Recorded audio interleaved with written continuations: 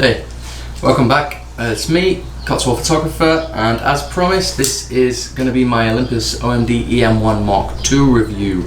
I've had this camera for about 3 months now. I've used it for portraits, travel and landscapes, so I'm just going to take you through a few of the features, but I'll keep that pretty basic because that's all available online, and I'll just go through and let you know what I think about the camera in terms of handling, in terms of features, and obviously in terms of image quality, because that's pretty important too. Okay, so check out the review. If you like it, give me a thumbs up. Don't forget to subscribe. I'm giving away a Nikon D7200 plus 18 to 140 kit lens. If you want to be in with a chance of winning that, you need to subscribe to me on YouTube, and you also need to follow me on Instagram. Link will be in the description below to my Instagram profile. Okay, check it out, guys. Thanks. Hey guys, so I thought I'd just quickly run through the pros and cons of the EM1 Mark II. I've used the EM5 Mark II before and the EM1 original, so you know I can compare and see what's improved. In terms of improvements, the sensor's a little bit better at 20 megapixels. The setting now allows for ISO 64, and also the ISO 200 is a little bit cleaner, but ISO 64 is really clean now, so for landscapes it's great. The image stabilization is a little bit better again. I can handhold comfortably 12mm lens at 2 seconds, so that's pretty good. In comparison, the GH5, I can handhold 12mm lens at about 1/3 of a second comfortably, so the EM1 Mark II is better there. The image stabilization is great. I'm going to run through it quickly. We've now got dual SD card slots. One of those is UHS-2, the other one is just UHS-1, so it's a little bit slower, so that might annoy people if you are into shooting high-speed bursts. I don't do that, so I'm not particularly bothered by it. So I can set up video recording, to go into the fast slot if I want to. The GH5 in comparison has both slots are UHS-2 compatible. So in terms of image quality, high ISO noise performance is a little bit better, but it's not leaps and bounds better, to be honest.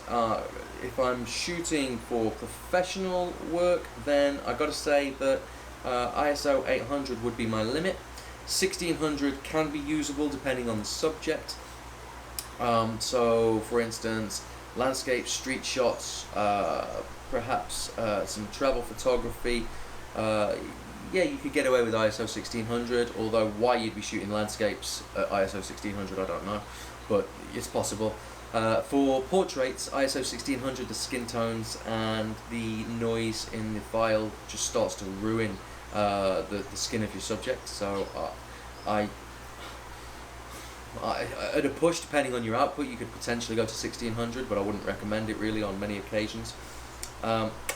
Here's a shot now of my wife, ISO 1600 with the 25 1.2 Pro lens. I think I managed to get to about 1/60th of a second shutter speed, and the file is usable, workable, but I wouldn't be shouting and screaming about the image quality particularly. It's a nice file, looks nice overall, but the image quality is not quite there. So again, 3200 and 6400 for me. 3200 if you're using for web use, or if it's sort of documentary, something like that, it would be okay. 6400 for black and whites, yeah, okay. One thing I noticed with the EM1 Mark II is that if you're going to shoot a JPEG file and you're going to have any of the noise reduction on, so noise filter setting in the Olympus cameras it's called, it introduces some color noise, and it's particularly noticeable on skin tones. For instance, if my wife is wearing blusher, the pink on her cheeks becomes lurid and blotchy and just looks horrendous. So that's something. So switch the noise filter off totally in camera, I would if I were you, and just do your noise reduction later, because it's not there in the raw file, so it's something to do with the JPEG or the noise reduction algorithms. Just something to note. Okay, so it's a really well weather sealed camera. That's one important factor. I can vouch for that. It's been in torrential rain here in the Philippines, been out for about 45 minutes, an hour in torrential rain with a 25 1.2 lens attached, and it was just slung over my shoulder, and it didn't bat an eyelid, and I didn't worry about it at all. I got back to the hotel room, put it down, looked at it, turned it on, checked my pictures, everything's fine. So it is really well weather sealed. And I think they did a test recently as well where I think the Olympus and a Canon came out as being the best weather sealed, more so than even the Sony A7III, I think it was, and the Nikon D850. It might have been Sony A7III, but it was better than those anyway. So that's thumbs up to Olympus, well done. Autofocus, single autofocus is really quick. It's just lightning quick. It's as quick as anything you'll ever need. You press it, boom, it's there.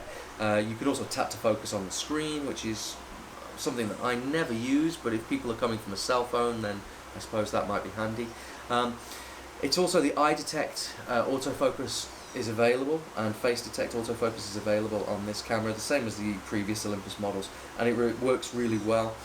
You'll get a square around the face, and then you'll get a square around whichever eye is in focus, and you can choose between left and right eye, or you can just have it set so that it focuses on the near eye, and it works really, really well.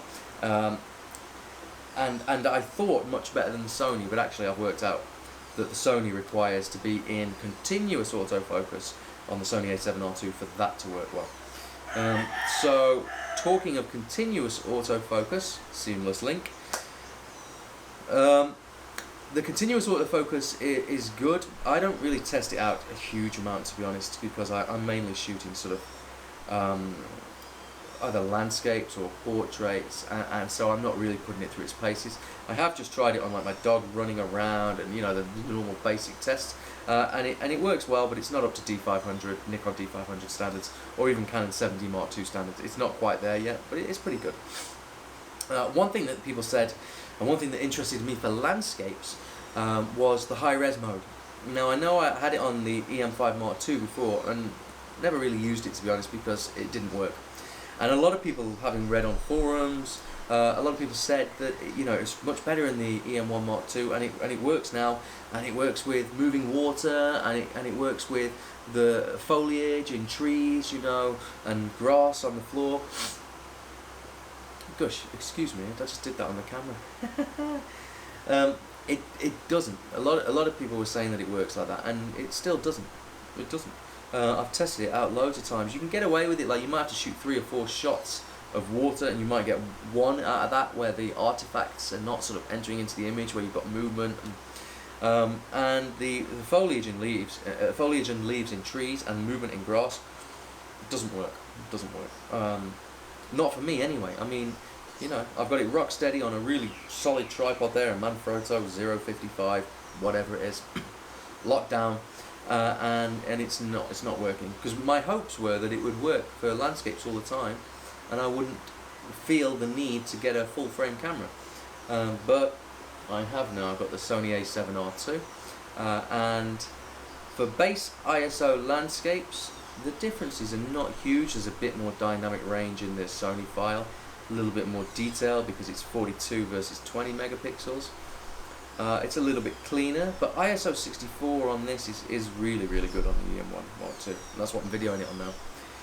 So, there you go. Autofocus is very good. Single autofocus is fantastic. Face and eye detect autofocus is amazing. It makes it so easy to take portraits. You can just concentrate on composition because the camera's doing the focusing for you. Continuous autofocus is very good, but I don't think you're going to see too many people using it at the Olympics, put it that way. What other features we've got? IS is excellent. The weather sealing is amazing. The new sensor's pretty good. The handling of the camera is beautiful. I'll just show you in my hand in a second, and have a quick spin around. All the dials are well damped. The buttons are well damped. The only thing I don't like, the on-off switch, is on the left-hand side still, which is just stupid. But you can change a switch on the right-hand side, one of the custom functions, to actually turn the camera on and off. So there you go. So would I recommend it for landscapes? Yeah, sure, why not? I mean, you're going to be at 200 ISO or 64 ISO on this, and the 64 ISO on this is offering really clean files, so absolutely no reason why I don't feel comfortable using it for, or I wouldn't feel comfortable using it for professional landscape work. The image files that I get off the OMD EM1 Mark II are every bit as good and probably better than what I used to get from the Canon 5D Mark II that I used to use for professional work and sell prints in galleries and all that sort of stuff. In fact, the dynamic range is better on this camera than the dynamic range was on that Canon. So yeah, you can use it for professional work. It's a really good camera. It's probably the best handling camera I've ever used. It just feels so good in the hand. Image quality wise, which I think is probably one of the most important criteria. You know, it's great if the camera handles well, but if the images you get from it at the end are disappointing, then what's the point? At the same time, what's the point in having an amazing sensor in a camera like a Sony A7III original when everything else was so slow and annoying? So the Olympus EM1 Mark II is a fantastic combination. It's fast, it's weather sealed, great, sorry, interruptions. It's weather sealed, it's got image stabilization built into the camera, so that's, and it's the best there is.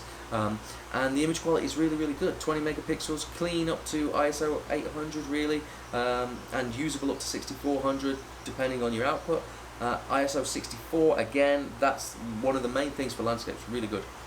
Okay, I'm going to shut up now because I got a party to go to, and I'm going to go and drink a beer because it's 35 degrees and it is 2 PM in the afternoon, and I'm going to go drink a beer, go for a swim, and then I might go for a sunset shoot. Don't forget to subscribe to me on here, please, and follow me on Instagram. I'm really active on Instagram. If you check out my Instagram at the Cotswold Photographer, and I'll put a link below. I got quite a few pictures on there, and I update with stories and highlights and all the modern stuff that you do on Instagram now. And yeah, I am old enough now that I grew up before social media, and I quite liked it before social media, but never mind. Yeah, there we go. So EM1 Mark II, shall I give it a score? I'd give it 4 out of 5, 8 out of 10, 85 out of 100, 882 out of 1,000. Yeah, okay, you get the point. Right, see ya.